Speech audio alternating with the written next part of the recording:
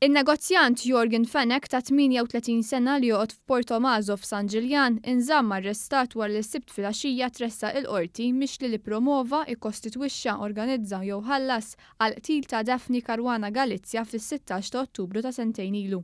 Il-qorti fetħet b'urġenza sabiex tressaq lill-allegat mandant ta' dan id-delitt li xokja pajjiż quddiem il-Maġistrat Audrey Demicoli.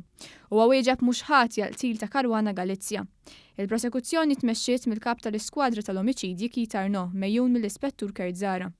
L-Ispettur Arnaud akkuża lil Fenech b'5 kapi ta' akkuża, fosthom li ma' terzi uża splossiv sabiex joqtol u qiegħed ħajjed ħadd ieħor fil-periklu u li finanzi jaqda sabiex twettaq reat. Fil-qorti l-Ispettur Arnaud qal li Fenech ġie arrestat fl-20 ta' Novembru li għadda l-ħabta tas-6:45 ta' filgħodu. Qal li l-pulizija kienet ilha ssegwi l-passi ta' Fenech u arrestatu meta kien fuq il-jott tiegħu ħireġ minn Portomazzo. Matul dawn il-11 jum huwa ġie arrestat 5 darbiet u ngħata l-puliż bail 4 darbiet.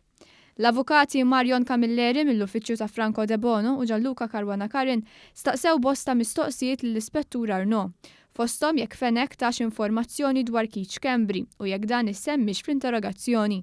Bl-Ispettur Arnaud nata parir biex ma jweġibx.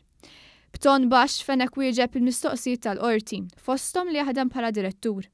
Il-qorti laqgħet it-talba tal-prosekuzzjoni biex jiġu sekwestrati l-assi ta' Fenech. Il-prosekuzzjoni ppreżentat lill-qorti l-passaport u dokumenti oħra ta' Fenech fosthom il-karti tal-kreditu. Il-Maġistrat Demicoli ordnat sabiex Fenech jinżamm arrestat fil-faċilità korrettiva ta' Kordin. Fl-awla numru 9 kien hemm preżenti l-familja ta' Caruana Galizia li qegħdin jiġu assistiti mill-avukati u deputati nazzjonalisti Jason Azzoppardi u Teris Komodini Kakija.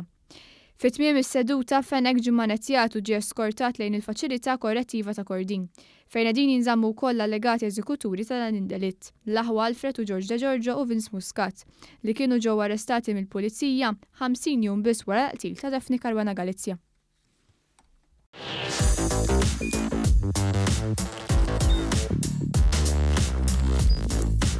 Idħol fuq one.com.mt u hemmhekk tista' tara l-programmi kollha li jxandru fuq One permezz ta' One Play.